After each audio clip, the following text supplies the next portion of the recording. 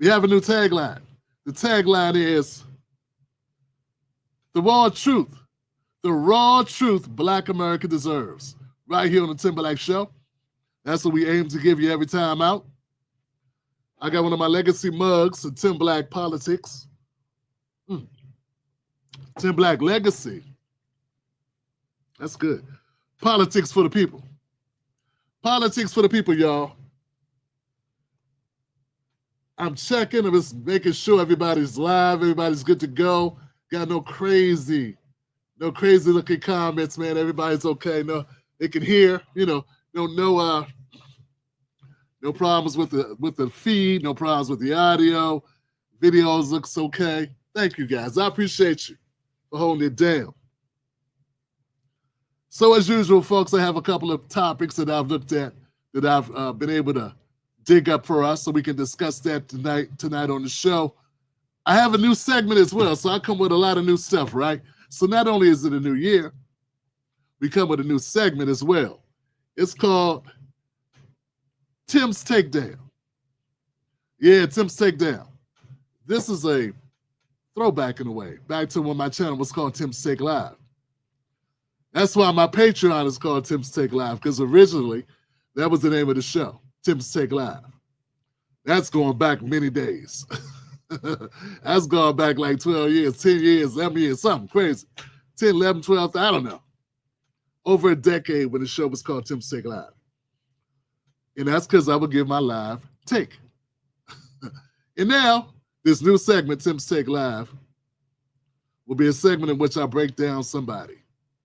Tim's Takedown Live. Tim's Takedown will be me taking down someone with political hypocrisy. It's a segment you only find here on the Tim Black Show, so I hope you become a member of the show. That's right, Tim's Takedown. So let's get going, guys. Everybody good? Everybody locked in? Yeah, I'm locked in too. Let's get things started off. Let's ease into tonight's show a little bit. I like to ease into tonight's show. They're still talking about Joe Biden. And people are still offering their 2 cents about Joe Biden, if he should have stayed or if he should have went. At this point, I don't know why it matters, but I guess it matters. In fact, I think for the rest of time immemorial, they're going to be discussing if Joe Biden did the right thing stepping down. As they do their post-mortem on why the Democrats lost and how the Republicans took power. There was a segment done, there was an interview done by USA Today where Joe Biden sat down with a reporter, and one of those questions was asked, of course, about the election. Check out, now, I don't think the interview was televised. What we have is the reporter sitting down and talking about that moment when she asked Joe Biden that question. Most significant aspects of Biden's legacy is his decision to drop out of the presidential race for a second term. Did he share with you his feelings about that? I think it's still a little bit of a sore point for him. And he told me that he believes that if he had stayed in the race, he could have defeated Donald Trump in November. That's not the conventional wisdom about how he would have fared against Trump if he had stayed in the race, but he told me he believes he would have won. But then he said, I asked him, well, if you had won, would you have the vigor to serve 4 more years in what a lot of people consider the hardest job in the world? And he said, I don't know. He said he didn't know if he had 4 more years in him.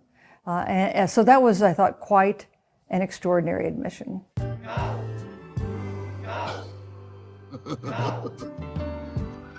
Yeah. One of the most significant. Yeah, I was out there, man. That's it. Of course, I added that little bit at the end because, well, corporate media can't be so creative. First of all, guys, I don't know why Joe Biden's intended focused on being delusional. I don't understand what he gets out of lying to himself about this. Okay? I don't think there's a way possible that Joe Biden would have defeated Donald Trump. I mean, you would think that this was a squeacher. Like it came down to the last punch. Like it's some great movie, some boxing tournament that comes down to someone just beating the buzzer or something like that. Or this is a 40-yard dash and somebody just leaned forward a little bit. No, that's not what happened. in the 2024 election. I mean, this was a decisive win for Donald Trump over the Democrat. And I can't think of a single Democrat that would have beat Donald Trump. I just can't. And not only did Trump defeat Kamala Harris, but he went on to take the House, the Senate. So how do you account for all of that? The Democratic Party is just full of themselves. People don't like to admit the reality that Joe Biden, it was nothing he could do. But I do like the fact that the reporter followed up with, well, if you would have stayed in, and let's say that you would have won, what would you have done? Yeah, because there goes the rub, right? I mean, let's face it, guys. If Joe Biden would have won the race, he would have to continue to be in power. He hasn't been in power this last 4 years, I don't think. In fact, there's been some rumblings that he was carried along during his vice presidency as well. So we got a guy that not only was not governing the first 4 years, governing by committee, by analytic committee, by the way, sort of a shadow government or a puppet president, however you want to put it. But now the idea that he's still romancing the stone, thinking, oh, maybe I could have stayed in and then I could have just had such and such make decisions for me, or such and such hold me up as I drooled, or had such and such be able to run interference with the media for me.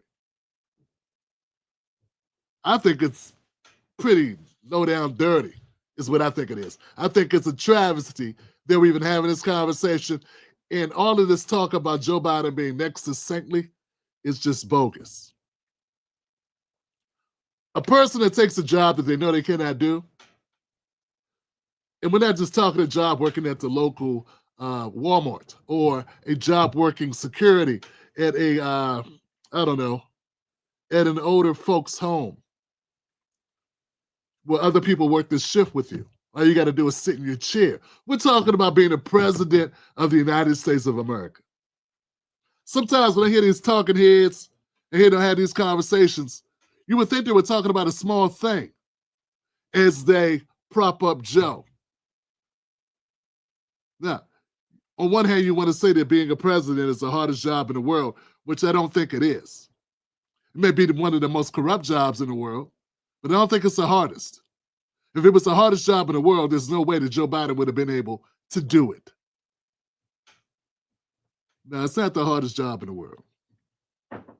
It may be one of the meanest jobs in the world. It may require the least amount of ethics. But it ain't the hardest. All right. I don't know. Give it up for that, guys. Let's go to the next segment. Everybody's strapped in to good. Is everybody strapped in? Are we good? Because I know, like, I'm coming out with guns. I'm just shooting stuff. I'm doing that. That's up.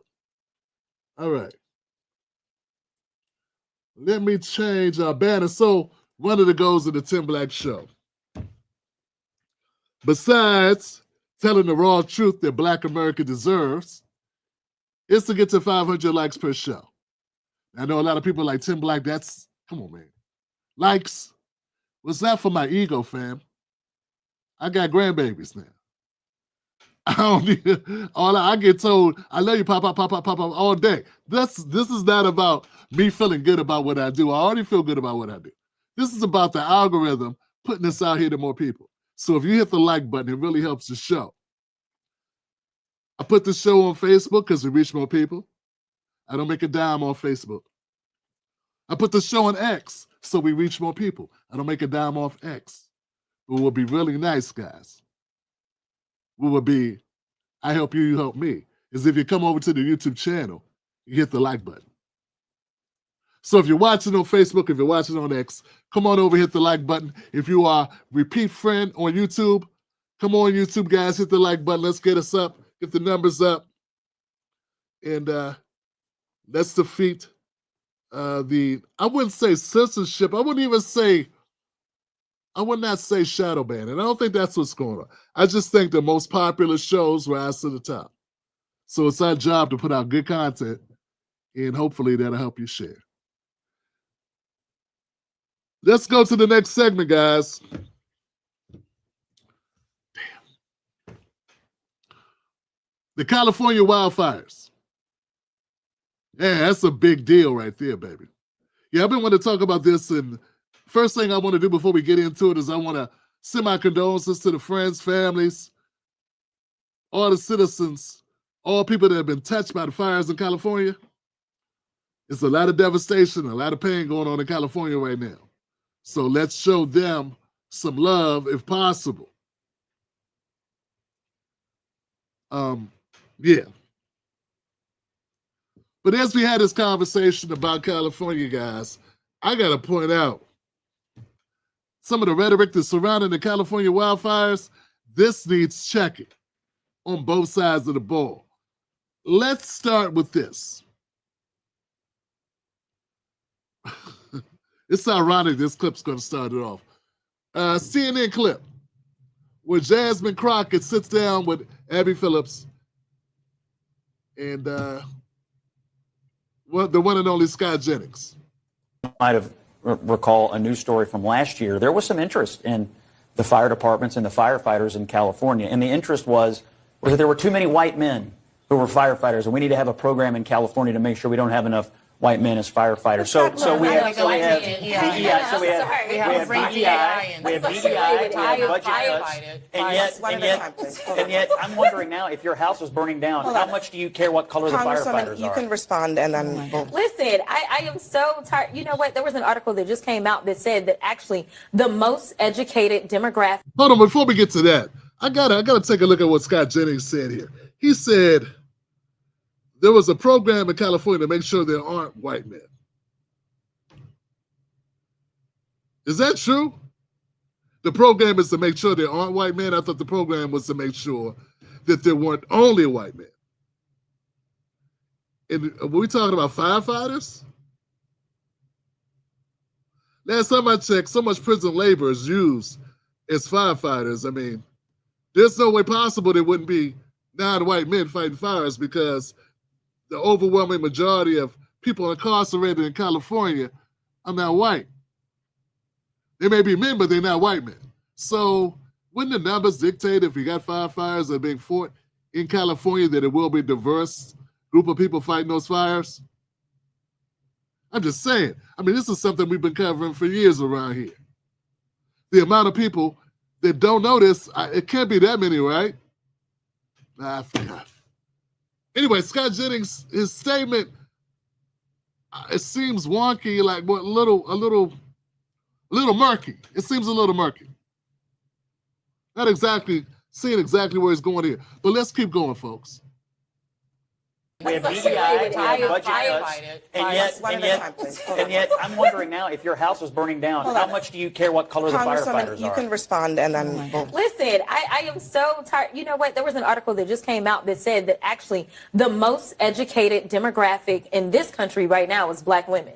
So let me be clear. Because you are a woman, or because I know that some of the right has been sharing these photos of the fact that I believe that the fire chief may be a woman or something, that has nothing to do with it. We are looking at qualifications. What diversity, equity, and inclusion has always been about is saying, you know what? Open this up. Don't just look at the white men. Open it up and recognize that other people can be qualified. And the fact that we want to, at a time when people are dying, decide that a country of immigrants is failing, or people are dying because the same very people that built this country, because the last time I checked, y'all didn't say that anything was wrong with the White House. And I can promise you, it was my ancestors that built the White House. So listen, if we have been good enough to build this country, we are good enough to serve and die overseas, we are good enough to serve in other ways. And the fact that people actually decide that they want to engage in public service, whether it's sitting in Congress or whether it's serving on the fire department or the police. All right, hold on. It's way too much going on, man. There's going to be too many points to make. I can't allow her to go all the way to the end because it's just too much to stop and break down. Okay, Scott Jennings, I don't think the idea was to stop too many white guys from being firemen. It was to also make other people be involved, be hired. there's enough white guys in America that you can have all white everything. So that's the idea. Don't flame it the other way where we're trying to prevent white guys from having jobs. We're trying to help other people be able to get jobs too. That's the idea. Now, do they go about that the right way? I'm not so sure. Are they considering it? I mean, are they doing this in a way that I'd have to look at the way they're doing it to tell you if it's the way that they're doing this, the way that they're applying this type of endeavor, this filling of positions, if it's done correctly. I don't know the methodology, but what I'm saying is, so that's what I think with Scott Jennings. He said a little bit more. Damn it, but I want to get to Jasmine Crockett. I'm tired of this. I got a serious feeling about Jasmine Crockett's rhetoric, and it's not a good feeling. It's a bad feeling. It's one of those feelings you get when you feel impending doom around the corner. And I wondered to myself, why they keep putting this woman out here, letting her bloviate and run down the hill and say all of this rhetoric, and a lot of it doesn't even make sense. It's not on topic. It's not about what we're discussing, and it's just all over the place. And people give her the impression that this is spot on. I don't understand what's spot on about it. It's like she's holding a whole nother conversation. So let's back it up and see point by point what she's saying. You can respond and then we'll... Listen, I am so tired. You know what? There was an article that just came out that said that actually the most educated demographic in this country right now is Black women. Okay, so what's that got to do with the fires in California?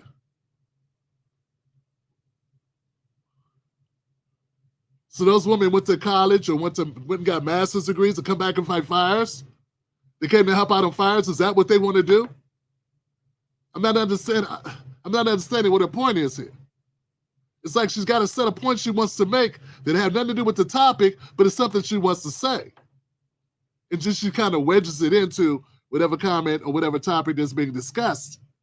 This is not the first time I've seen her do this. So her response to Scott Jennings saying, hey, these fires in California, part of the problem is they didn't want the best people for the job.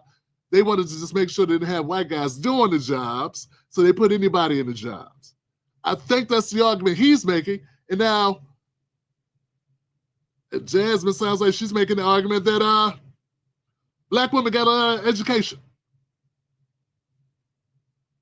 Let's keep going. So let me be clear. Because you are a woman, or because I know that some of the right has been sharing these photos of the fact that I believe that the fire chief may be a woman or something, that has nothing to do with it. That's a throwaway line totally. This makes no sense. The fact that some people are sharing memes that this person may be a woman, like what is that grounded in? What's that have to do with the conversation about are the best people fighting the fires, and has it had an impact on the ability to fight the fires, prevent the fires, evacuate, rescue, whatever. Like, that's what we should be talking about here. And I don't understand exactly where she's going with this. Please put in the comment section. Maybe I'm missing something. I don't think I am. I'm trying to understand. But I want to do something that no one seems to have any interest in doing, which is deciphering what Jasmine Crockett's saying and holding her to account for everything that she says. Looking at qualifications, what diversity, equity, and inclusion has always been about is saying, you know what?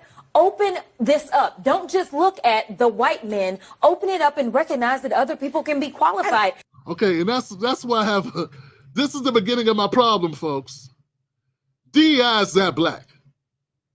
I said DEI is that Black American. Listen. And this is the problem I had with affirmative action as well, and all those initiatives surrounding affirmative action. And this is why those that understand this, they're not losing their minds with affirmative action left.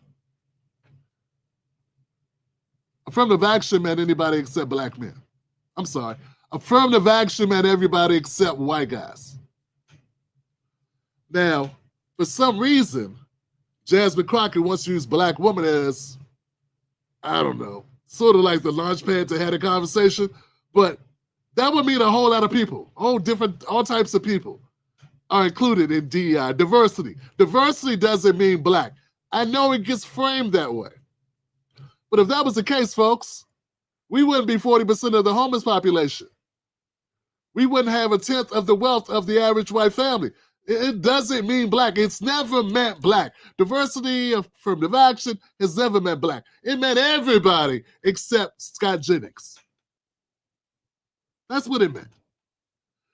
And why Jasmine Crockett feels the need to utilize black people as her ammunition to fight back against any stigma towards DEI is sort of, I find it insulting. Because it is.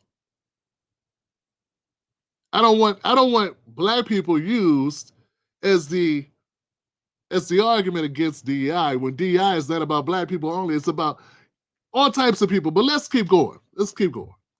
And the fact that we want to, at a time when people are dying, decide that a country of immigrants is failing or people are dying because... What is she talking about, man? I don't understand why at a time when people are dying, why is a country of immigrants talking? What are you talking about? Abby Phillips, get your girl. Somebody come get your woman. Somebody come get Jasmine Crockett. She's laid out in the middle of the argument. This doesn't make sense what she's saying. She's all over the place, and this is not a cogent argument that she's making here. Now she's using, I don't even know what this is. There are people dying, so people are dying and we're a nation of immigrants? Because the same very people that built this country, because the last time I checked, y'all didn't say that anything was wrong with the White House, and I can promise you it was my ancestors that built the White House. So listen. Man, what does that have to do with this? What does that have to do with forest fires? What does that have to do with wildfires? What it has to do with LA going away, going bye-bye because of a fire that's sweeping across the city? What does that got to do with anything? What do your ancestors got to do with this? It seems like we're having, it's like a number of conversations all going on here. And it's like 4 things being discussed. And only one of them has to do with the forest fires. The rest has to do with the wildfires. The rest has to do with whatever's in Jasmine Crockett's head. Whatever she woke up this morning and decided would be a good rant to go on. Folks, why is no one checking her on this? Why does she get to keep doing this? Why is this, and why are people clapping for this? Why do so many people find this interesting? Black excellence? It's not black excellence to tie black people to every one of your arguments and then end on some Negro spiritual. DEI is not for black people. If DEI was for black people, more black people would get jobs under DEI. Last time I checked, the people running the DEI programs are mostly white women. Now, if I know that, you don't think Jasmine Crockett knows that? She's an attorney. She's got multiple degrees. She's got a staff of people to help her look up this stuff.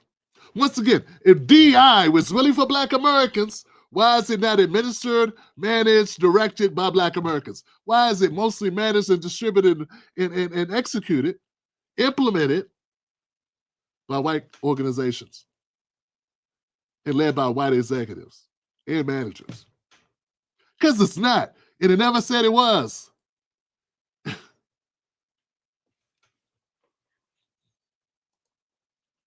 That built the White House. So listen, if we have been good enough to build this country, we are good enough to serve and die overseas. We are good enough to...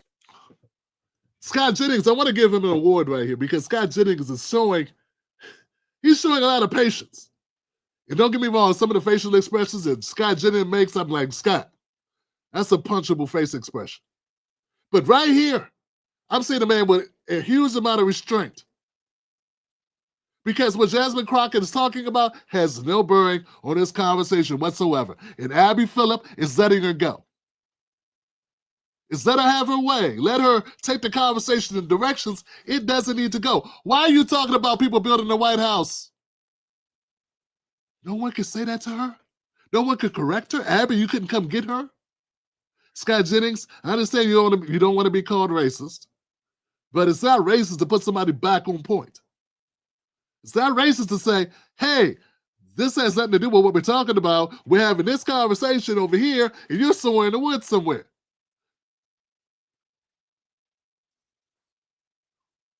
This is what we're doing? Who built the White House? Hey, man, talking about the fires that are raging across LA is a very serious topic. It deserves its own space and time. What about holding space for the conversation that's going on right now where people are losing everything that they own? They're watching their entire lives go up in smoke. And instead of having that conversation, you're having a conversation, a history lesson about something that's not even applicable to what we're talking about.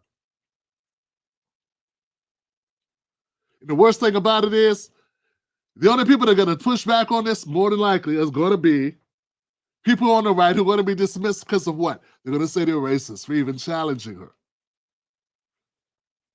And for me challenging her, well, I don't care, because you know what? That's what needs to happen. Someone's got to pull her up. Someone has to say, hey, you all over the place and you're not making any sense whatsoever.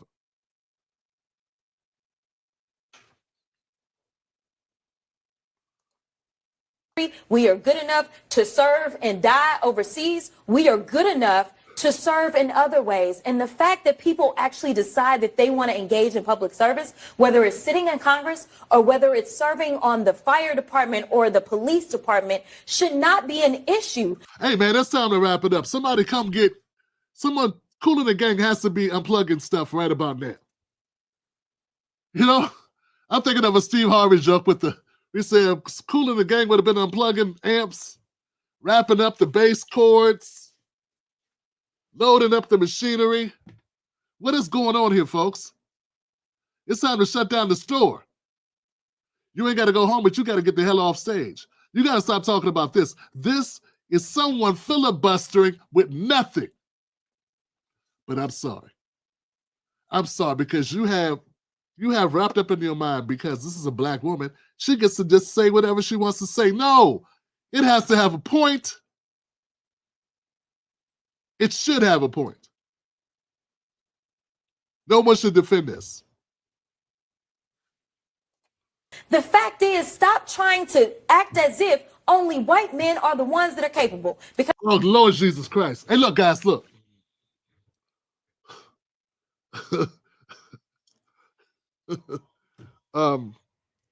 Every racial conversation, every racial issue in America cannot be solved doing every segment of every show. And every issue, every topic that is brought up should not revert back to slavery, Jim Crow, and other, I don't know, anything black and white related. Like, that should not be the natural ending of every conversation.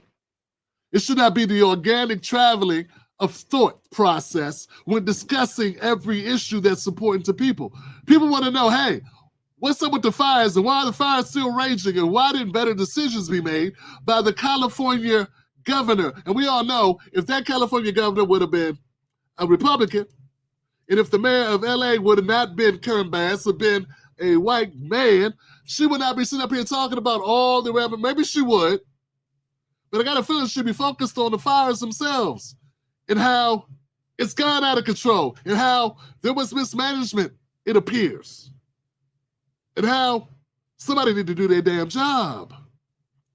But it doesn't seem like that's what the focus needs to be now. And why? Because Jasmine Crockett is up here with her edges laid.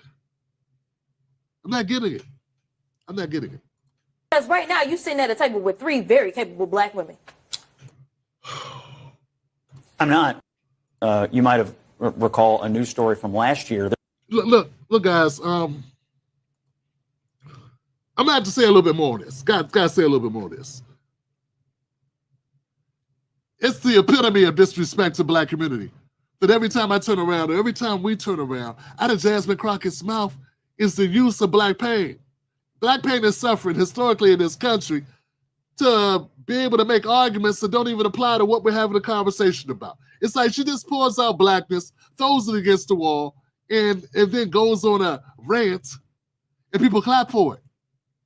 Are we that devoid of having our own self-esteem that we need this woman to mention the black woman, black girl magic in every rant? Even rants that have nothing to do with black girl magic. We're talking about red hot fire.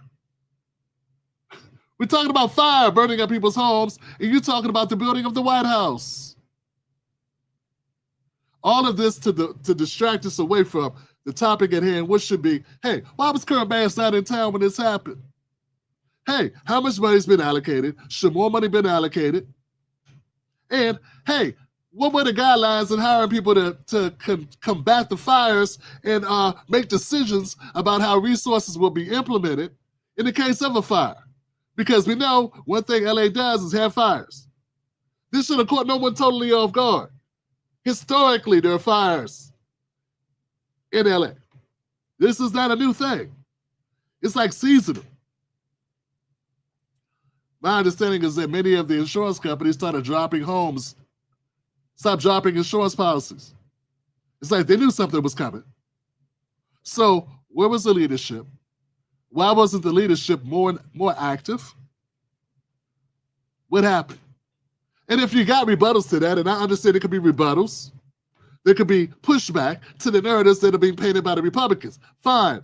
But those pushbacks should not include the White House, black women graduating from college, and who built the house, and black girl magic, and who's sitting at this table. It should be about, because we don't know if the women that are sitting at that table, I got a feeling none of you guys applied to do anything with fires in Los Angeles. That's what we should be talking about. You know what, guys? And to the people that have a problem with me saying all this, let's be honest here. We were talking about an issue that impacted Black America. We wouldn't want somebody to come talk about some other stuff.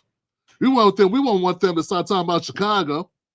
We want them to come in and start talking about something that happened in Memphis.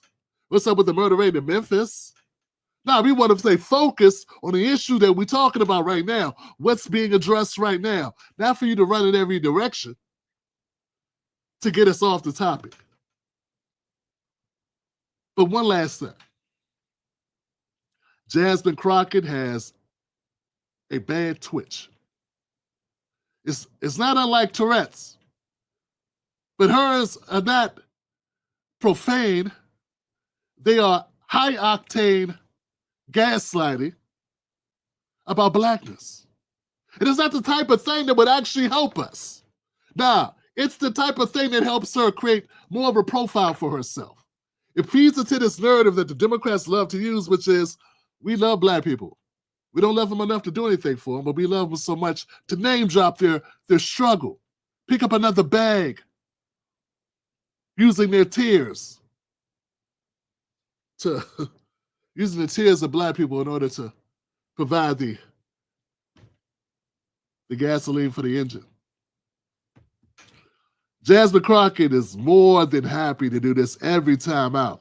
And unless you got somebody that's willing to challenge her, I say don't bring her on your show. I know they're not going to listen to me. Hopefully, Abby Phillip, someone will pull her up and tell her this is not the person to bring on. She may be the flavor of the month, but that flavor has saccharin in it. It's loaded with saccharin, and that can cause all types of cancers. It's not good for us. Jasmine Crockett is not good for black people. Jasmine Crockett is good for Jasmine Crockett. But I want to flesh things out a little bit and move on to talk about the real issue. You know, when Scott Jennings is bringing up the qualifications of whoever for the fires themselves, I'm hearing a lot of stuff on X, for instance. A lot of people talking about DEI.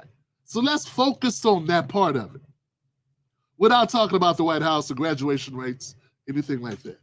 So just to reiterate, Scott said, there was some interest in the fire departments and the firefighters in California. And the interest was that there were too many white men who were firefighters, and we need to have a program in California to make sure we don't have enough white men as firefighters. So we have DEI. And just like the whole room went crazy. Everyone had a talking point. So there was programs that were structured That's his assertion. There were programs that were structured to eliminate or alleviate the number of white men that would be actual firefighters. Was that there were too many white men who were firefighters, and we need to have a program in California to make sure we don't have enough white men as firefighters. So we have. Okay, that was kind of misworded a little bit there. Maybe there was a program in order to diversify or to make sure that we had more diversity when it came to firefighters. I guess that's the question. But like I said before, folks, it's impossible for that to happen in California when they're using prison labor in order to fight their fires, and they have done so for decades. So that's an impossibility, right? So I don't understand what the initiative was. You had no problem using black people that are incarcerated who would rather go out and fight a fire than stay in their cell.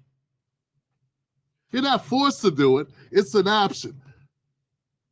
How bad is the jail system in California, in LA, where you choose to go risk your life fighting a fire and stay where there are no fires? Says a lot about our criminal justice system, doesn't it? Our corrections. So that's his point.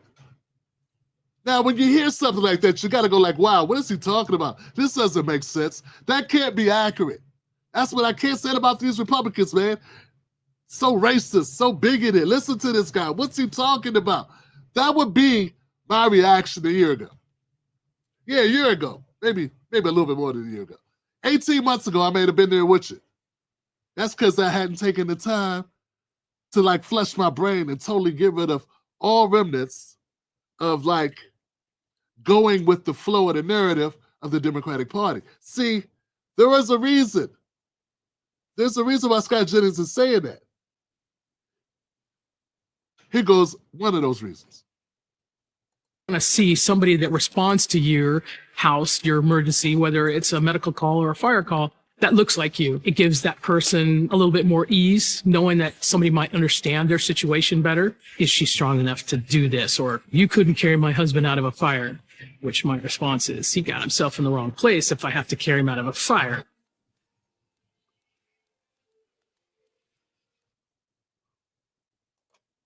Want to see somebody that responds to your house, your emergency, whether it's a medical call or a fire call, that looks like you. It gives. Okay. So, looks like he's not making up the initiative. Looks like there was a push, obviously. This was put out. And they're saying, hey, we want less, we want the people that come rescue us to look like us. Seems a bit entitled, doesn't it? Seems a little stupid, too. I want the person that comes to rescue us to be capable of rescuing us. I don't much care what they look like. I don't care if they're male or female. I do not care if they are, what gender they are, what orientation they are. None of that matters. If they speak 3 languages, if they are left-handed, right-handed, ambidextrous.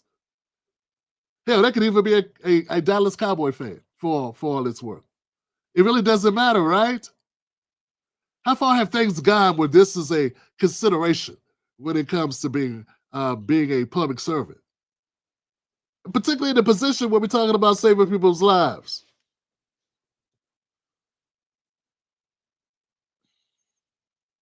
What she said at the end was very troubling. Actually, I don't even know if that's a she. What they said at the end of that, I feel was very troubling. Said, if I have to rescue your husband, I have to carry them out of the fireplace, they're in a bad position to begin with. Oh, you mean maybe sleep in their bedroom when the fire started? I don't understand why you even put that clip out. How'd this clip get out? Would be a good question. That's the first thing I'm thinking. And see what the right does very effectively is seize upon something like this and take it and run with it and then make it its most extreme variation. Okay? So I'm not saying that what is being expressed in this commercial is horrific. It's badly done. The point is crazy. I don't agree with the point they're trying to make at all. I think when you try to fill positions like this is not about you. It's about the person that's being rescued. What do people being rescued really want?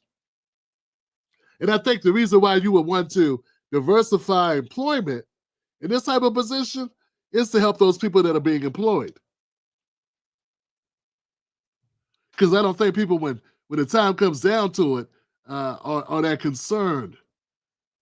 If you're in a life and death situation, just throw the life preserver. I don't much care who throws it. So anyway, so I just want to include this to show you that this is a real thing, that this is really going on, that they really were running this campaign. This was talking points, narratives. They stood up a program to add more diversity to the firefighters, to fire personnel. And I get it, but when something goes wrong, when there's a catastrophe, like what's happening now,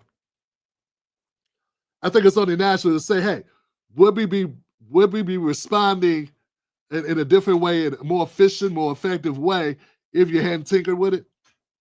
Now, I don't know the answer to that. I haven't done that part of the research. What I'm saying is, why isn't anybody answering that question? I mean, if it's not true, if it's built on a narrative that's bogus, why are we changing the conversation to talk about the White House, who built the White House, and how many black women went to college last year? Why is that the conversation? Because believe it or not, there are other people besides black women for jobs. Diversity doesn't mean black women by default.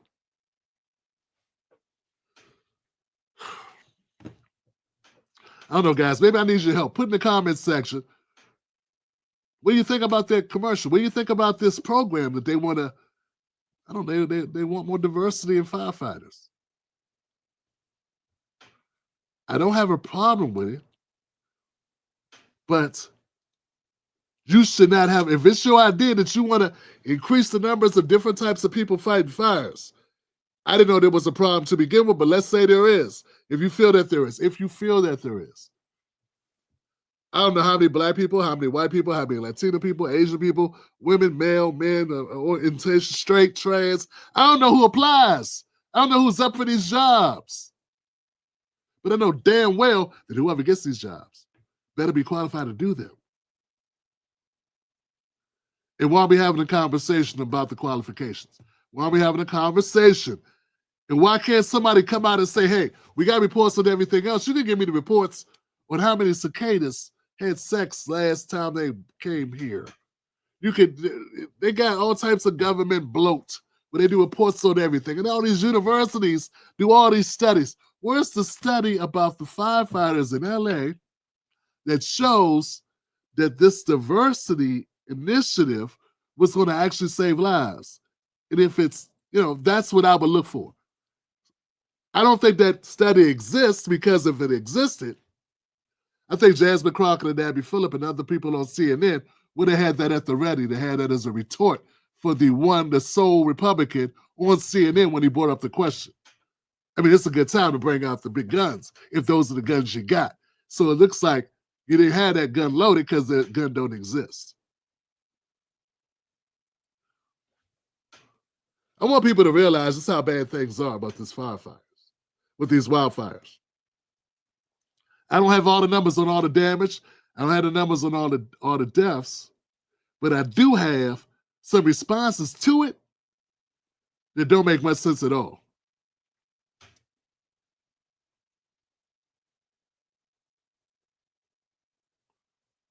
Let's go to Gavin Newsom. I got two clips of Gavin Newsom. And I think we can find a Karen Bass clip if we do a little bit of looking. Let's go with Gavin Newsom. He is the governor. Here he is being stopped by a citizen whose house, it'll explain itself. Governor, you got a second? Governor, I live here, Governor. That was my daughter's school, Governor. Please tell me what you're going to do. I'm not going to hurt him, I promise. I'm literally talking to the president right now to specifically answer the question of what we can do for you and your daughter. Can I hear it? Can I hear your call? Because I don't believe it. I'm sorry. There's literally, I've tried 5 times. That's why I'm walking around to make the Why call. is the president not taking your call? Because it's not going through. Why?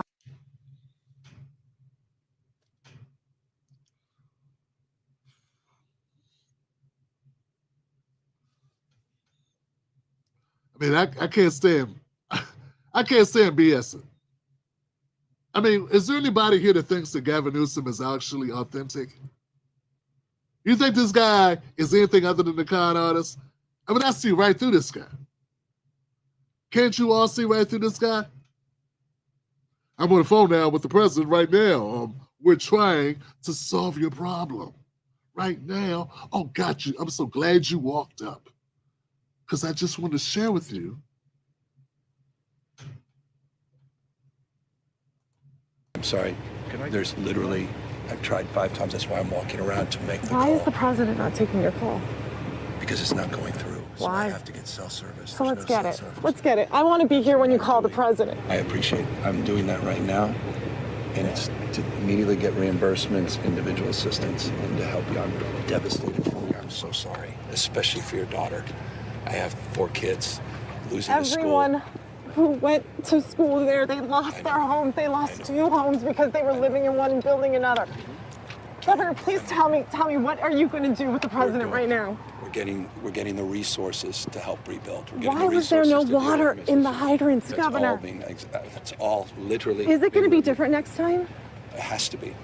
Has to Right. be. Of course. What are you going to do? I'm doing To everything fill the I can. hydrants. I would fill them up personally, you know that. I literally have. I would fill up the hydrants myself. I understand. But would you do that? I would do whatever I can. But you're not. I see do you know there's water dripping over there, Governor? There's water coming out there. You can use it. I appreciate it. I'm going to make the call to address everything I can right now, including making sure people I'd are like safe. to make sure you do. Can I have an opportunity to at least tell people you're doing what you're saying you're doing? Could somebody have a contact? Can I have your contact information? Right there. Yeah. Yeah. Why would you not have a lot of faith in this guy? Don't you have faith in him? He seems so trustworthy. I wonder why she's skeptical that he's actually on top of this.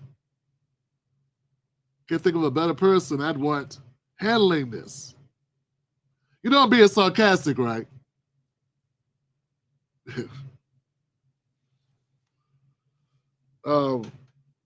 Here he is again. Here's Slippery Gavin. Here goes Gavin Newsom. Responding to direct questions, this time about the water and the hydrants, which is something that the young lady just brought up right there. In Palisades ran out last night in the hydrants. I was trying to firefighter in this block. They left because there was no water in the hydrant here. The local folks are trying to figure that out. I mean, just when you have a system that's not dissimilar to what we've seen in other extraordinarily large-scale fires, whether it be pipe, electricity, or whether it just be the complete overwhelm of the system. I mean, those hydrants are typical for 2 or 3 fires, maybe 1 fire. You have something at this scale, but again, that's going to be determined by the local. Okay, it's not his job. Okay, that's an answer. I don't know how it's I don't think it's a very helpful answer, but it is an answer. Hey, not my job. Yeah, I'm not going to dump your trash cans for you either. That's someone else's job. You need to talk to Miss Bass. Talk to people under her direction. That's her job. That's what it sounds like you're saying. And all I'm pointing out is, yeah, I understand why people are pissed off. So we got people's homes going away. We got schools burning up, blocks of homes. Yeah, I don't think anybody's out of there. I don't think anybody's being petty or just looking to play political games who watch their house go up in flames. And I think we should have better responses than, it's not my job, somebody else should look into that. But these are all issues. All issues that government should be addressing. That's what I'm saying. That's all I'm saying. They should be addressing. Yeah, I guess we'll just have to keep following this. let's keep following it. Let's keep following to see what happens. But I can tell you, tough position to be in if you're the mayor of that.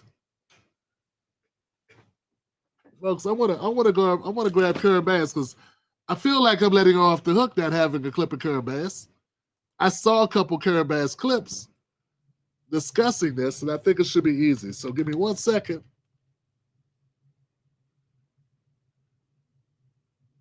Karen Bass, there we go. This should be very simple.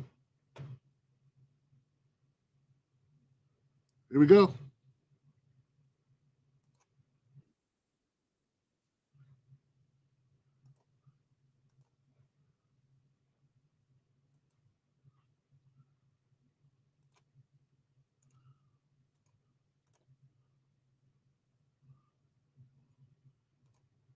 So Karen Bass, she went to, if I'm not mistaken, I think she went to Africa.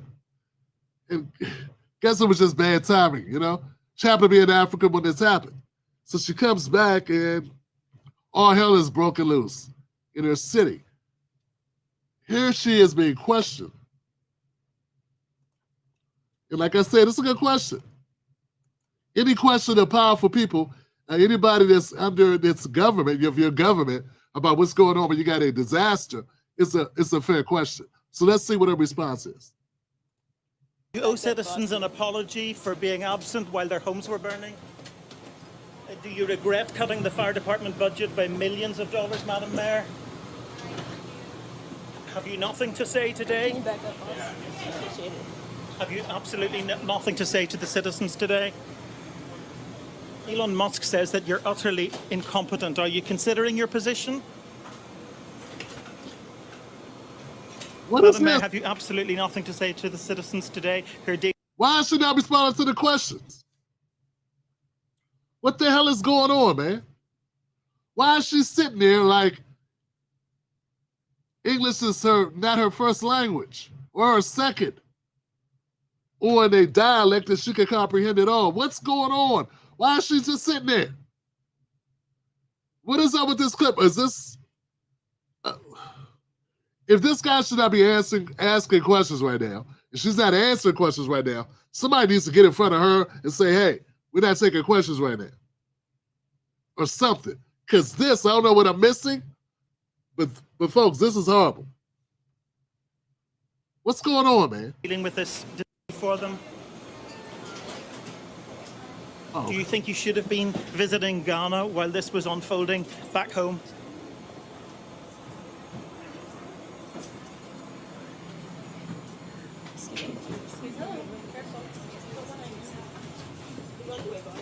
Okay, I'm about to go with something else here, guys.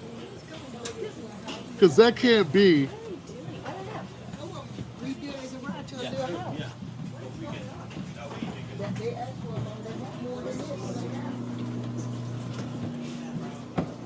Madam Mayor, let me ask you just again, have you anything to say to the citizens today as you return? I don't know, man. I don't know what's happening here. That doesn't make much sense.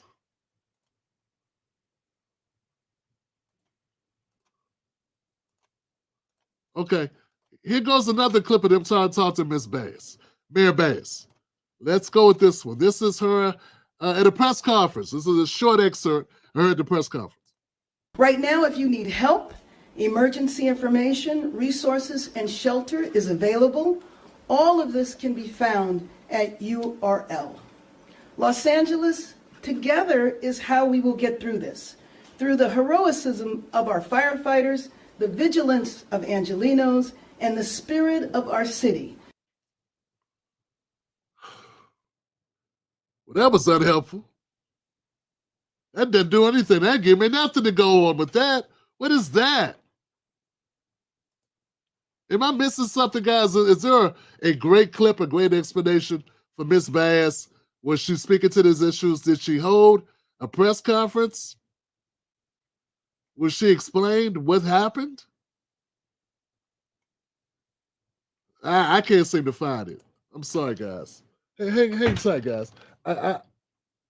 I need her to respond. I need her to respond to something. I don't even know what this is. This is what that sounds like some bullshit. That sounds like the same stuff that Kamala Harris said when she went down to the zone where this during the floods. So much the same thing. Like, okay, I'm gonna read this. I'm gonna say this standard BS that we say, but it's not gonna be effective at all. It's not gonna help anybody do anything.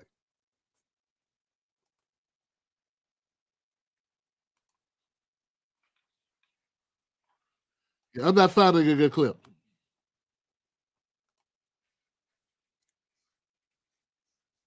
Okay, this one looks a little bit better, guys. Let's try this. Here we go. We got her. At least she's speaking to the issue. It doesn't sound great. I hope you guys turn up your volume on this, please. Cut it up a little bit though.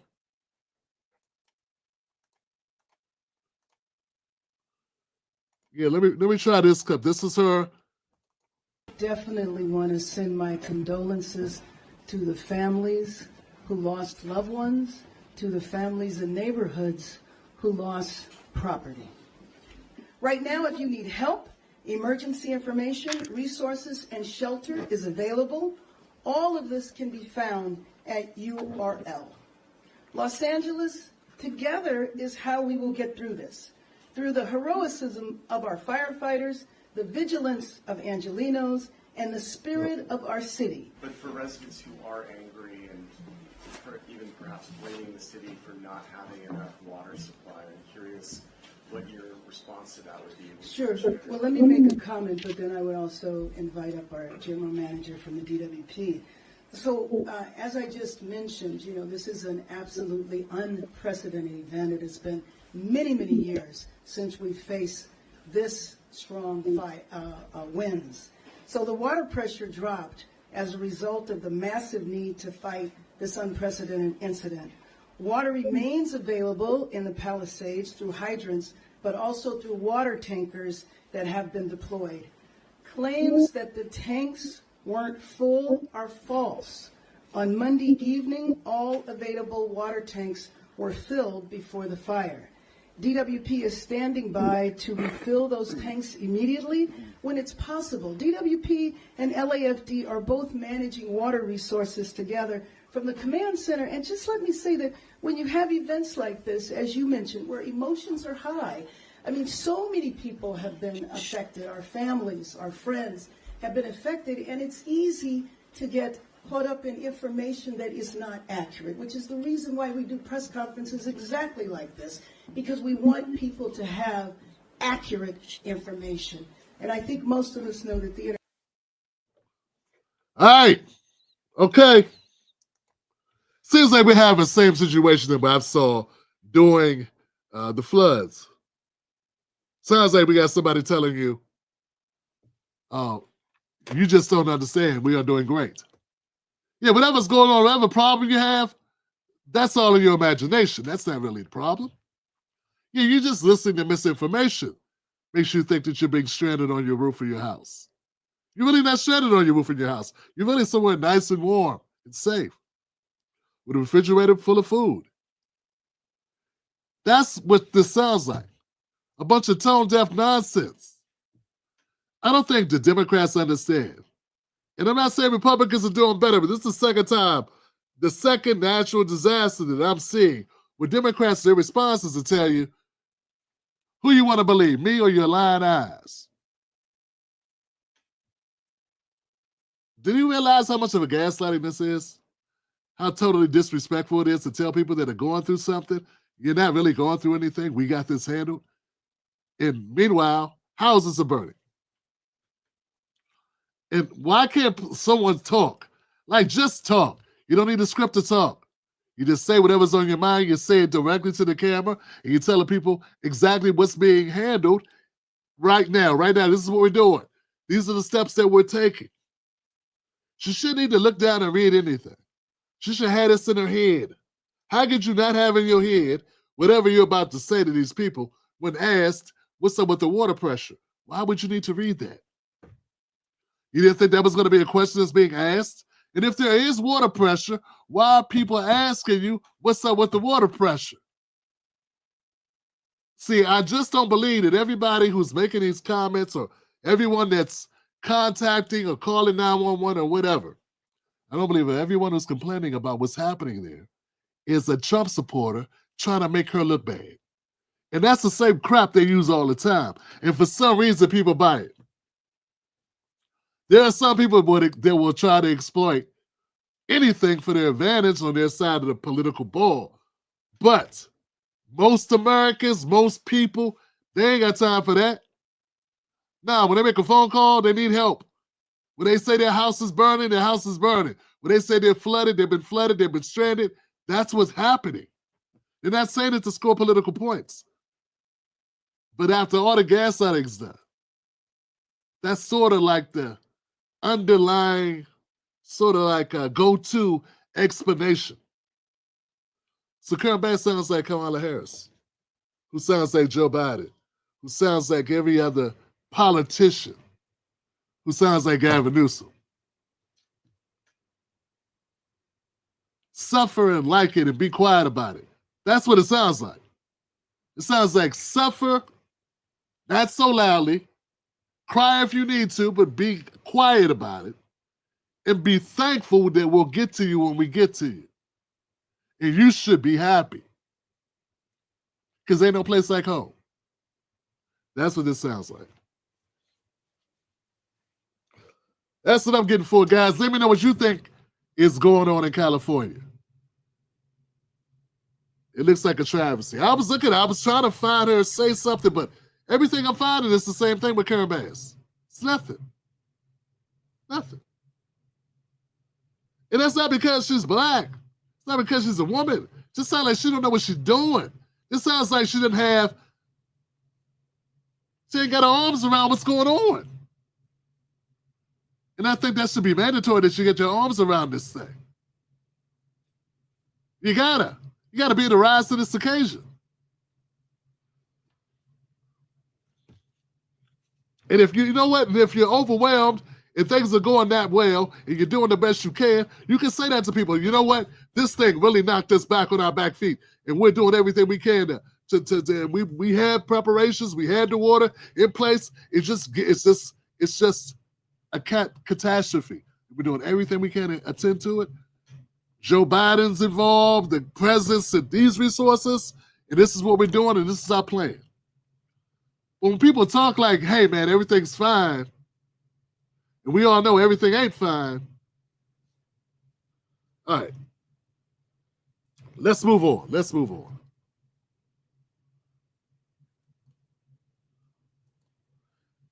All right, guys, if you haven't done so yet, hit the like button on this segment. Let me know if you like this show. This is Tim Black Show. We do this all the time.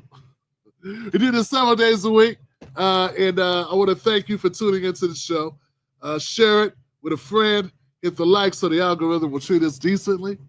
That's all I'm asking for. I'm not asking for a handout for the algorithm. I'm asking for the algorithm to respond to your like button. Click.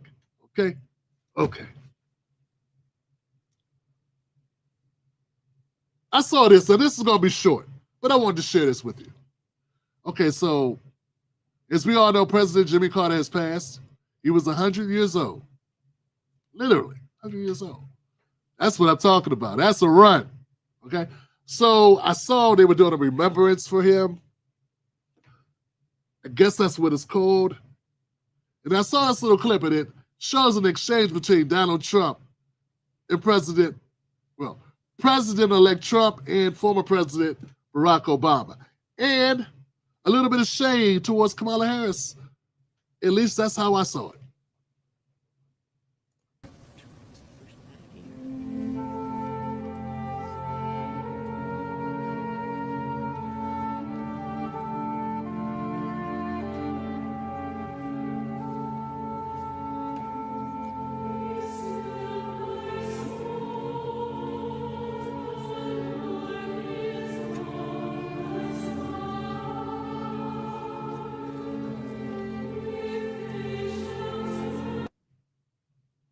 Yeah, I think I'm gonna cut the music down to this. I don't know what that is. I don't want problems.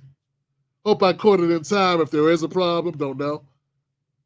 It just seems like Obama and Trump getting along pretty good. Guess that's the point. The point of this clip was Obama and Trump don't seem to have a problem. Nah, it looks okay. There was somebody doing lip reading about the event saying it looked like those two guys were having a cordial conversation about issues that were important. But the Kamala thing was sort of, I don't know, just something that looked a little weird to me. I don't know. Just, whenever I look at it, I see, I just don't know how much some of the infighting really is. And I'm not so sure that things are as contentious as people lead them on to be. I mean, maybe some of it is done for the audience. Maybe some of it is done to rile up the bases of both parties. I don't know. You don't see a lot of animosity between Trump and Obama. Not saying there should be. Not saying there should be at all. I don't need that to happen. What I need is the country to run at a high clip and some things to be mitigated and for our economy to do better and for, us to get out of a couple of wars, all of them. And, stop trying to be the world police and dictator and coalition building and all this other crap we be doing. And, I just want some basic stuff. Basic stuff. Okay. That was one thing. The other clip is this. I hear a lot of people talk about job growth. Yeah, there's been a lot of conversation about how great things were under Joe Biden. And the problem with most of the people is, the people that have a problem with Joe Biden is, they need to take a civics class. Or, Joe Biden's the best thing that ever happened to America. He's a saint. And you're just an ungrateful, pissed off black person who doesn't know how great Joe Biden is. And that's sort of like the interpretation that people have been giving me the last few years, because I've been a very vocal critic of Joe Biden. And I kept telling people over and over, hey, man, those numbers, the numbers that keep telling us about Biden are bogus. All the stuff that Clyburn would quote, all the stuff that all the hired hands of the Democratic Party would quote about how great things were under Joe Biden, I will push back and say, no. He's cooking the books. Things are not going well. Things are not better. Things are horrible. And what do? They push back. They say, no, you're wrong. Biden had this amount of growth, that amount of growth.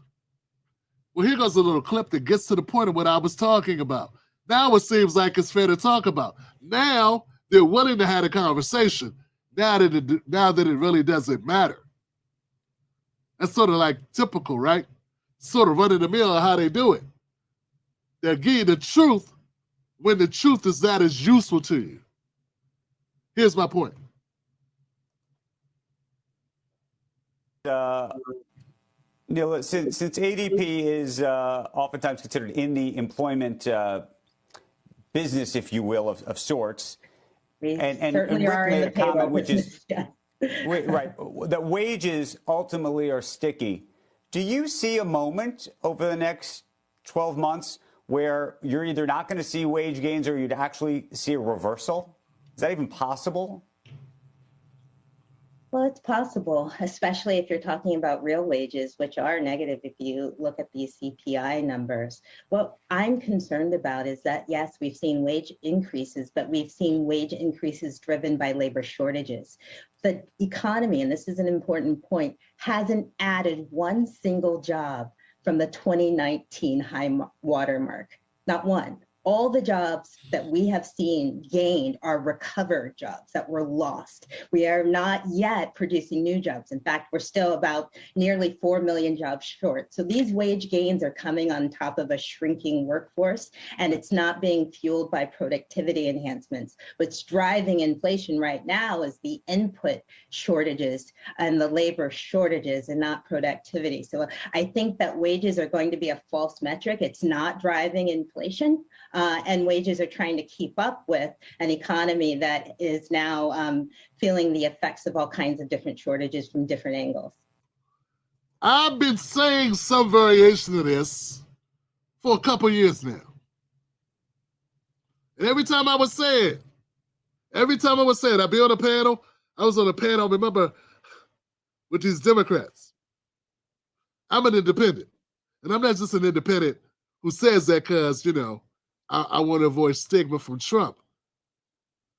But I'm an independent because I can't see myself voting for Republicans or for Democrats. Be that as it may, when I had this conversation, I'm like, look, stop talking to me about all the great things Joe Biden's done. Stop talking to me about all this job growth. That wasn't job growth. That was jobs that were reopened. That was jobs that were already here. Those are not new jobs.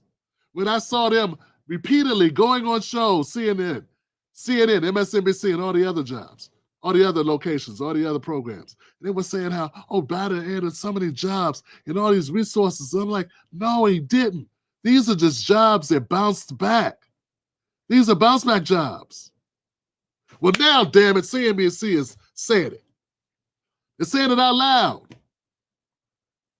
Not a single job has been added that was a new job that exceeds the number from when the jobs collapsed after the COVID shutdowns. The COVID lockdowns, and that meant businesses locked down as well. Some of those businesses went out of business.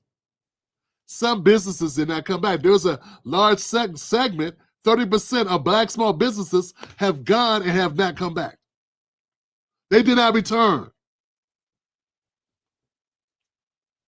So what I'm saying is this constant gaslighting about how great Joe Biden's economy was so fantastic, it has not even gotten back to pre-pandemic levels yet. Now, I'm not saying we don't have any blame for the pandemic, right? I'm not saying that at all. What I'm saying is, why lie? I'm saying the lies were relentless. All they did was lie. All they did was gaslight us. Once again, with the Democratic Party, it's the same story. You tell them, hey, I know these numbers are bogus. I know we're not doing well. The economy's not doing well. The job market's not doing well. Forget what your S&P says. I'm talking about what my bills and debts say. I'm talking about what my mortgage is, or my car note is. I'm talking about the cost of goods and services. You're telling me about Dow Jones and the S&P 500. And they'll say, no, you just don't understand. You're looking at the wrong numbers.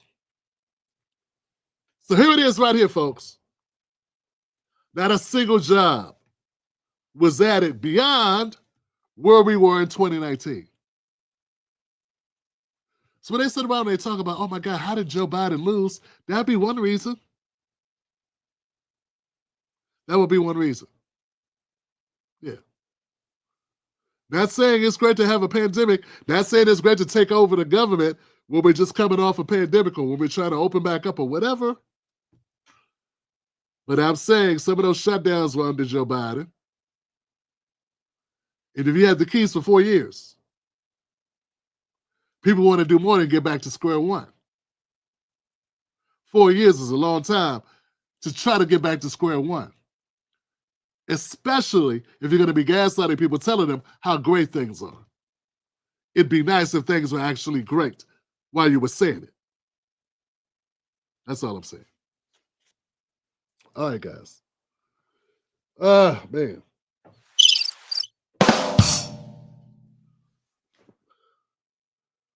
How we doing, folks? How we doing, folks? Let's do it. Let's do it.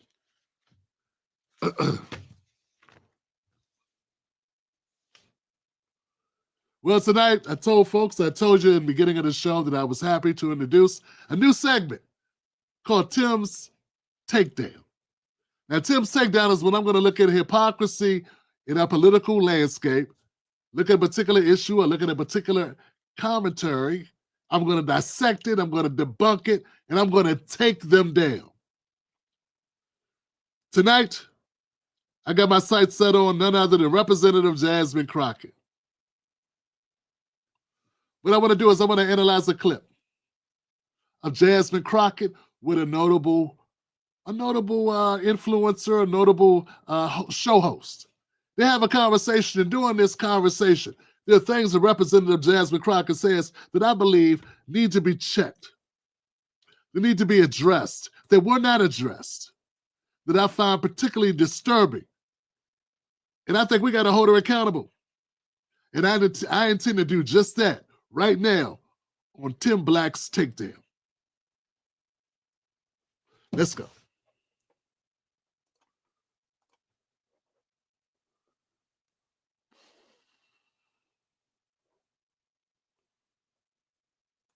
One second, folks.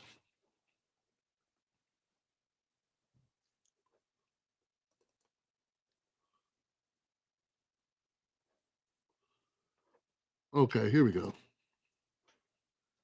Now, Jasmine Crockett, she visited. Jasmine Crockett, Representative Jasmine Crockett was on the Karen Hunter show. Some of you are familiar with most of you are familiar with Representative Jasmine Crockett. Most of you, I think, or at least a portion of you, know a lot about Karen Hunter. And Karen Hunter, popular show host, was on Sirius FM and wrote a book. And respected person in media. She had an opportunity to have Jasmine Crockett and another gentleman on her show, Mr. I forget the guy's name, but she has a guest on the show as well. Here goes the clip, and we're going to stop it and have conversation. Check it out. Governor Abbott, I won't use it on the airwaves, even though I'm thinking it right now. 13 other governors came and descended as Texas is, I guess, establishing that it has the right to supersede the federal government in handling. So I want to ask this question to both of you, because I hear Black folk, because I'm on these airwaves, call in. And for a lot of people in this country who are Black, the migrants, the immigrants coming in, that's a problem, whether it's the Californians, Arizonans, Texans. What is the pain point for us with the millions of folk who are descending upon this country? What is the actual problem that we need to solve? Yeah, okay, so a couple of things. I'll talk specifically about the Black folk and the concern.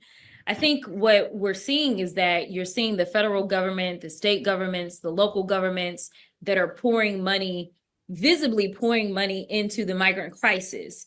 And so Black folk are like, well, wait a minute now y'all ain't gave us no reparations. Y'all always like messing us up. We can't get none, but people that weren't born here, not to mention Black folk was dragged over here, but that's a whole other issue. Like, we didn't immigrate, right? Like, they brought us over here, like they captured us, they killed us, they raped us. So like Black people are like, I don't know, make it make sense to me, right? And it's because they can actually see the money. The problem is that the United States government is consistently giving out money that is for the benefit of Black folk specifically. So I know as a member of the First thing I want to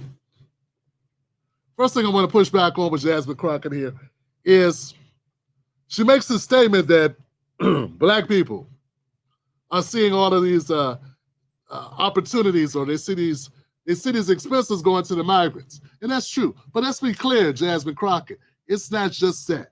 It is that the visible spending on migrant aid stokes frustration. It's important to note that Black Americans aren't just upset about the optics of how it looks. We're upset about the actual conditions that are left behind as you do the incentives, as you give the resources. It's about the lack of resources that are left in the wake of helping the migrants. The actual material, not how it looks, not how it feels.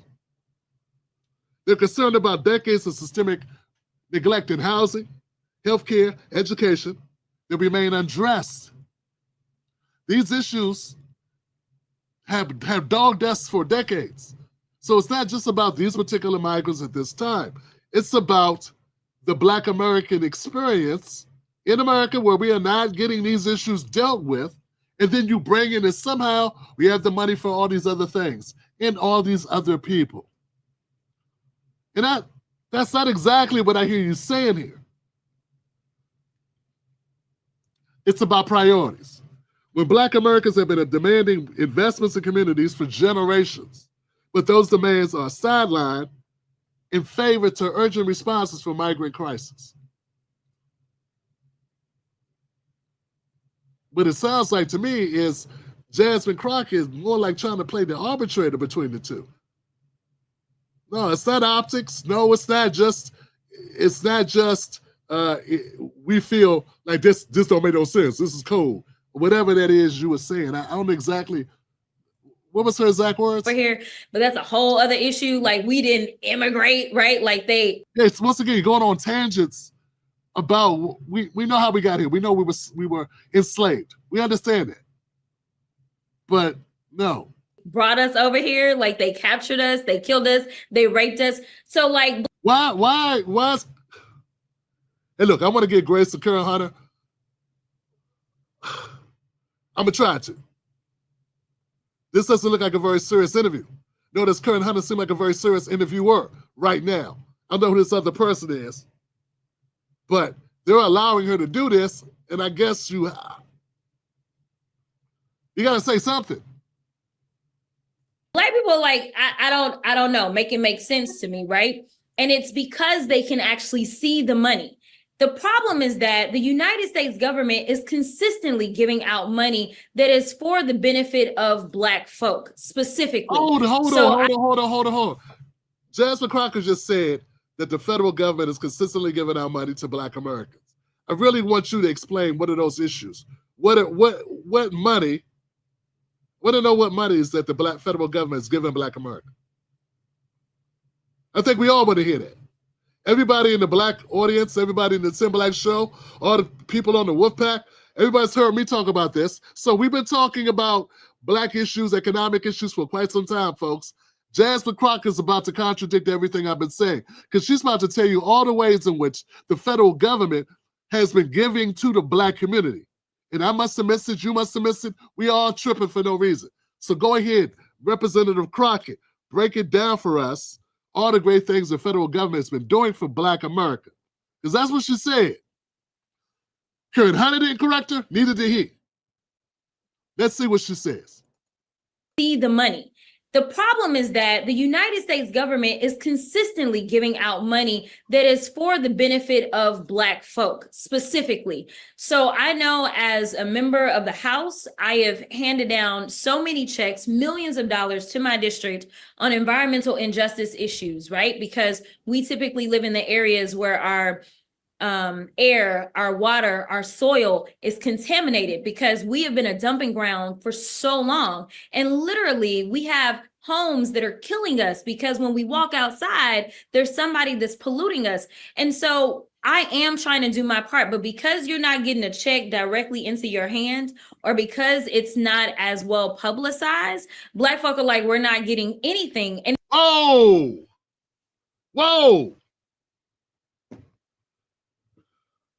It doesn't sound like Karen Hunter is very serious. I don't know who this gentleman is. He doesn't seem very serious. Jasmine Crockett definitely is not very serious about answering this question with any ethics.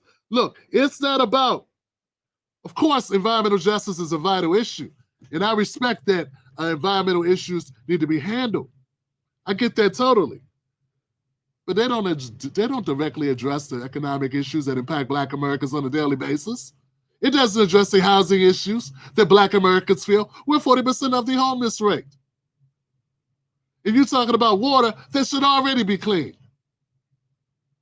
See, when you tell me you're offset to why Black people should not be upset about migrants flooding in the country is, hey, we taking care of that water behind your house. Really? What's up with Cancer Row in Louisiana if that's the case? What about all the pockets across the country where Black folks areas, those areas are dumping grounds? You mean to tell me that us getting at the bare minimum of our government treating us like human beings and providing services at a base level like community resources, that's somehow supposed to offset migrants staying in hotels, migrants with vouchers, migrants? non-U.S. citizens with housing while black people remain half of the homeless, black families remain 50% of homeless families in the country? And we're just upset because we're not getting money in our pockets? No, we're upset because the resources aren't there to provide for our homeless, to provide resources for us in the same way they are for migrants. Housing insecurity, unemployment, and poverty that disproportionately impact black communities. Jasmine Crockett said it's all about, but hey, we're trying to take care of the environment for you. And that's directly for black Americans. Really? I thought the environment's for whoever's there. The environment with people, whoever's living in that particular location. That's not a direct for the black America experience. That's for whoever lives. If you're cleaning up a town or you're cleaning up a dumping ground, toxic waste or what have you, that's the bare minimum a country should do. I mean, what good is living in a country, in a first world country, if you're living like a third world citizen?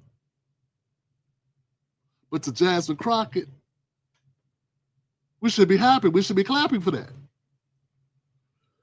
The lack of public resources or awareness or transparency about these programs underscores the ongoing issue of systemic neglect. Simply saying money is being spent is not enough.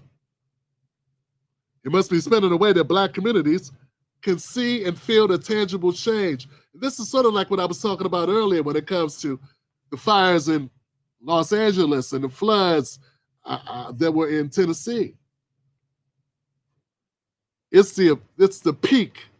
It's the peak of disrespect to tell people that are in a flood or in a fire, you good, you just don't know you good. See, a lot of people look at what Jasmine Crockett says and they get excited, they get happy that it seems like a sister from around the way is holding a position. But if she's not using that power, that position, in a way that tangibly benefits us, instead, she's sort of there to buffer us and somehow fool some of you that she is somehow articulating your problems, your issues. But what good is that articulation? What good is that representation? What good is that black face in the high place if it seems like her job is to come out and tell us the water ain't wet, the grass ain't green, and the sky ain't blue, and whatever you're going through ain't real. It's a figment of your imagination, and we done so much for you. You should shut up and be happy. Like we all singing a Bobby McFerrin song.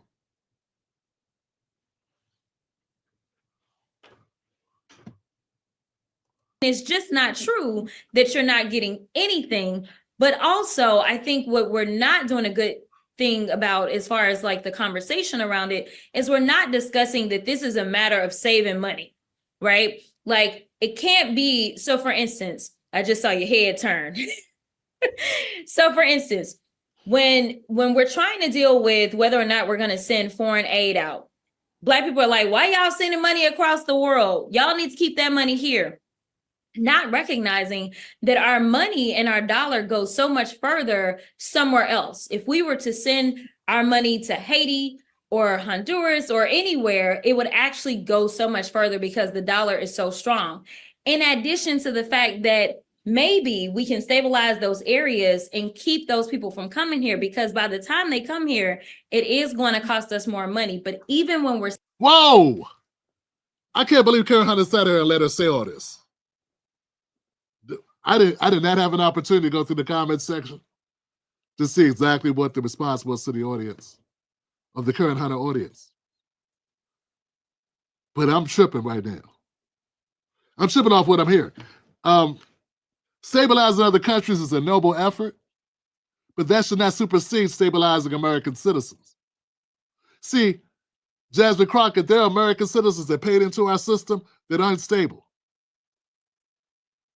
So, though it's lofty, and I commend you, I commend America, and I commend you on your efforts to help those abroad. It is not selfish. It's not selfish. It is not petty. It is only natural for a human being to say, what about my family? What about my neighborhood? What about the people that I love? What about my community? If it's going to be money that's coming out of our communities. out of our city, out of our state, out of our town, out of our country to help others. Suggesting that foreign aid offers a cost savings feels dismissive when poverty, homelessness, and other underfunded schools in Black communities remains unsolved. So you mean to tell me that we should be okay with you sending money abroad, though our schools are underfunded, the homeless rate is up, the housing is not adequate, all these issues that exist. We should ignore those issues and instead be clapping for money going out the door to help others that are not in our country, that are not paid into our system. That don't even make sense. I can't believe you were able to get this argument off without respectfully Karen Hunter going, what are you talking about? It doesn't sound like this is a very serious interview. And that's a shame too, because Karen Hunter is a tough lady. She's a serious lady.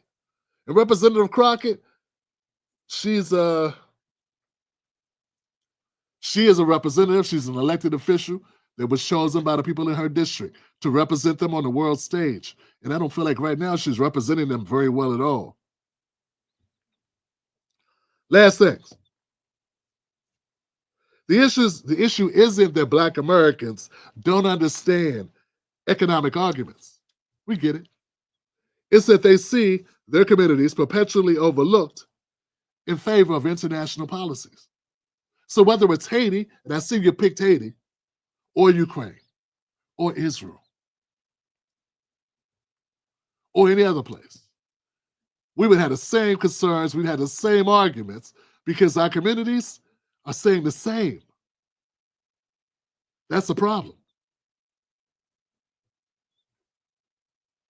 Spending the money, what we need people to understand is that we've been on a birth decline for a minute in the United States. And so if we're going to keep this economy going, immigration actually helps us out. But it's not a matter of these people coming over and laying up. We need to make sure that they're working and they're paying taxes. Framing immigration as a solution to a declining birth rate ignores the entire potential within Black communities. Instead of relying on immigration to sustain the economy, why not invest in training, education, and workforce development for Black Americans? This is what I was pointing out in my earlier videos when I said we need to have, since everyone wants to talk about these STEM, engineering positions with the H-1B visas, why aren't we fighting right now to get in front of that and say, hey, let's now, while we're having a conversation, I know Obama opened up some initiatives back in 2009, I think it was, for STEM training. And I know in some communities, I know this, there are STEM programs for Black students or students all across the country. I understand that. But right now, since it is a hot button issue, now is the time to press forward. Now is the time for every member of the Black Congressional Caucus, every member, every representative to be pushing for Black Americans to get more access to those STEM training programs. So no, it's the same thing. Now that we're saying, you're saying, hey, because we're not having enough babies, because we need more people in the workforce, we need to bring in more immigrants, and you should be fine with us clothing them, feeding them, housing them. And I'm saying, no, here we go. If that's a problem, let's do that for our people. Let's train our people. Let's up our workforce development allocations. Let's increase our educational resources in our Black communities so that we do not need. Look, no one who's doing well, no person that's doing well that there are no problems that exist, there would only be a fraction of those people that will be concerned about this. It's the fact that things are not going well. It's that people are not doing so well. It's that people's ends are not meeting. It's that we have these financial issues, these economic issues, these employment issues, education issues, environmental issues. All those issues exist. If those issues did not exist and we were in that position, then that will be a different story. But it's a spit in the face, frankly, for Jasmine, Representative Crockett, to talk as if, one, this is a figment of our imagination. Two, this is what we need to do because we need to save the world. And three, we should be glad we're doing it. Not just for saving the world, but because we need to, because we don't have the talent at home to handle these jobs. And all I'm saying, all three of those things, all three of those points could be solved by providing resources right here at home for our folks. And if you're a Black representative and you're going to Capitol Hill and you're holding conversations, and you're making arguments on the floor, you know, if you were more focused on communicating that message, if that was the message you were communicating, instead of communicating a message that bigs up Joe Biden, that tells everybody how great Joe Biden is and everybody should support him, or that even fights for the Democratic Party itself on these arguments, these culture issues, I see you do all the time. But you're not fighting for Black people in your communities, the Black community, to nullify these issues, then I don't see really what you're doing. I don't see the benefit of having a Jasmine Crockett in office. Let's keep going. We're almost done. Hold on, Charles. I was talking with your colleague, Ali Velshi, who comes on the show frequently, and he's from Toronto. And he talked about how Toronto was a dead zone, and then they opened their borders and literally built one of the most cosmopolitan cities on the planet through immigration, through a willful plan of how I was watching another study, a news report. There was a dairy farmer who needs immigrants, but we only allow people to come in seasonally. But there's like whole farm industries. I hate to even say farm industries, but yes, that need workers that we aren't necessarily providing. There's a negative job, Comparing Toronto to the U.S. overlooks the key differences between the two. Toronto's immigration policies are part of a structured, cohesive plan to integrate immigrants into the economy and society. They've done so in a way that is more structured, that has been planned out and more thought out. The way Biden and his administration just did this recent influx of some estimate 10 to 20 million immigrants, there is no structure. States, cities weren't even prepared for the people that came. There is no organization. So what has happened is a strain on those environments, on those cities.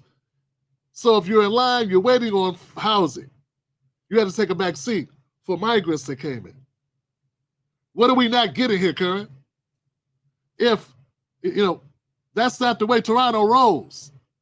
They have structured a plan around this. It's not a surprise. They don't wake up and they got 10 million people that came across the border and they go, oops, how'd that happen? Who left the door open?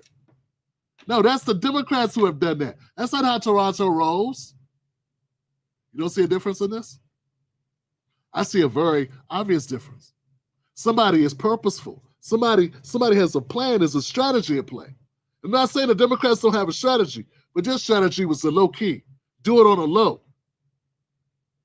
Do it on the low, have the cities pay for it, and watch those resources be zapped out of those communities. If you want to create animosity between groups of people, which it seems like Democrats are always pushing back. They always say how Republicans want to create animosity between groups. What do you think you create when you bring in a group of people without having a plan for those people, and they come into a local community and zap the resources from that community by the government aid? The government does it. Don't get it twisted. Those resources have been decided to be given to those migrants, not by the migrants themselves. So I'm not blaming them for that. I want to be very clear.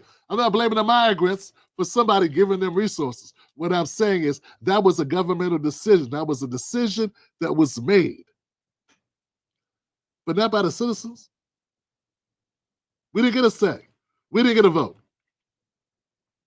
And if you want to create, if you don't want to create animosity between groups of people, maybe that's not the way to do it. Maybe the way to do it was be a structured way, a way that the pain points are not so deep, and definitely not allowed to fester until they become infected, which is what's happened. So Canada has a cohesive plan to integrate immigrants into the economy and society. In the U.S., the lack of clear strategy results in strained local resources, particularly in working class Black communities that bear the brunt of this pressure. Any immigration policy must address these realities to avoid exasperating existing inequalities. So you take communities that are already lack of resources, communities that are already having lack of resources, people that are already experiencing shortages. People still have, I told you, 30% of Black small businesses left after COVID during the shutdowns and haven't come back. I just told you that. We got people that still have it, people who lost their homes back in 2008 and 2009 who are still renting, okay? Because we don't bounce back like that, because we don't have the resources socked away like some other groups do. So we go from 2008, 2009 with the housing collapse. Banks bailed out, not Wall Street bailed out, not Home Street, not Main Street. Definitely not the hood. Fast forward another decade, then we get hit with the pandemic in 2019, 2020, right? And we get another hit. And right after that, 3 years after that, in comes a bunch of migrants. So these communities are already under the gun. They've been under the gun all this time. We've never stopped having a lack of resources in the Black community. And instead of Representative Crockett advocating for that, it sounds like she's advocating for us just to deal with it with a smile and be glad that there are programs for our towns to help clean water. I do not believe that the migrants that fled to this country fled here just to get a clean glass of water. I think they fled here for the housing, for the shelter, the housing, the subsidizing, the jobs, and all the other services, the wraparound services that are being provided to them. And all Black Americans saying, and I think all the white America and all Americans are saying, hey, how about some wraparound services for people that are already here? Where's our wraparound services? And I don't think that is petty. That's not a mind trick. That's not Black people not understanding civics. That's not a situation of Black people who just didn't get the money put in their hand. No, it's that they look around and their communities are overrun. Try to make that make sense.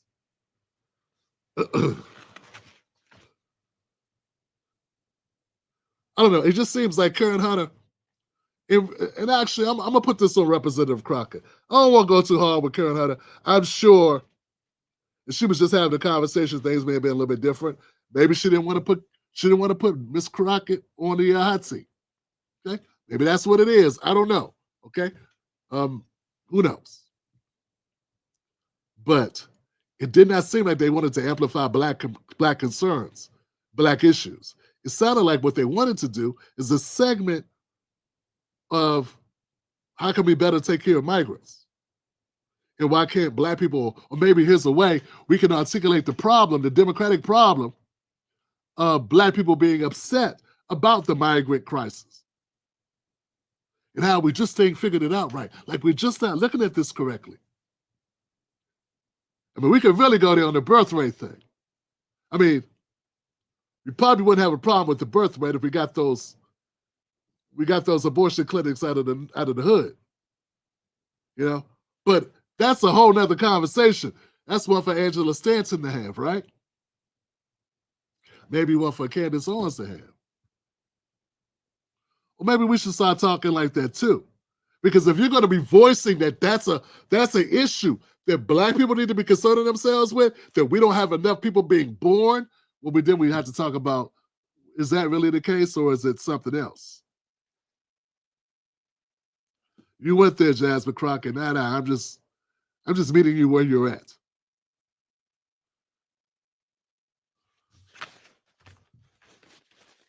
I don't know, man. You can say a lot of stuff, but what are you saying though? You can talk well, but what are you really talking about? And it sounds like what I'm hearing is a bunch of gaslighting, not enough accountability, and definitely not an adequate amount of advocating for Black Americans. Too many excuses.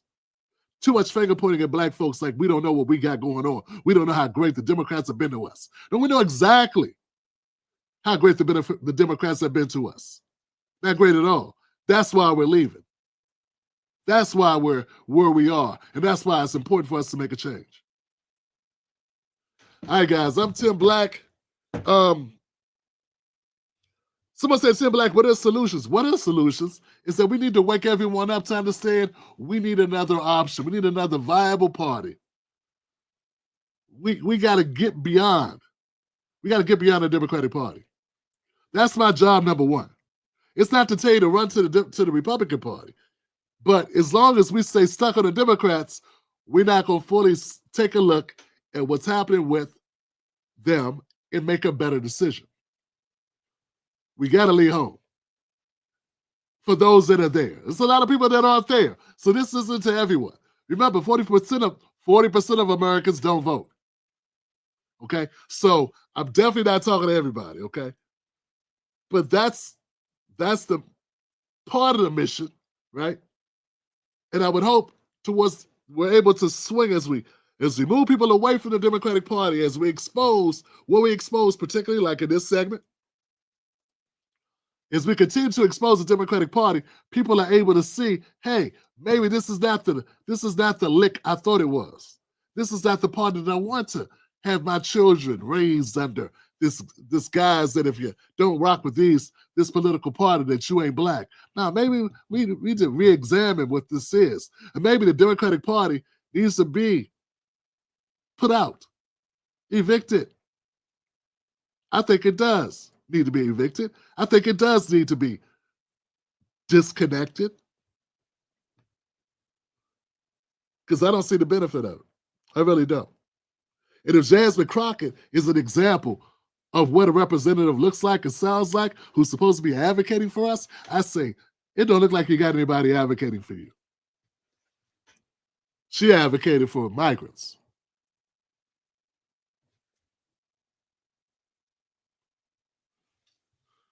All right.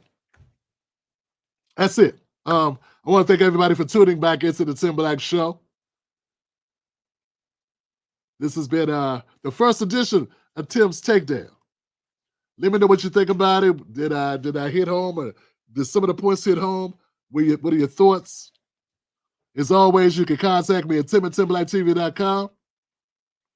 I want to thank everybody that supports the Tim Black Show. Don't forget to pick up a legacy mug at timblackmug.com. Become a member of the Tim Black VIP. Go to join timblack.com.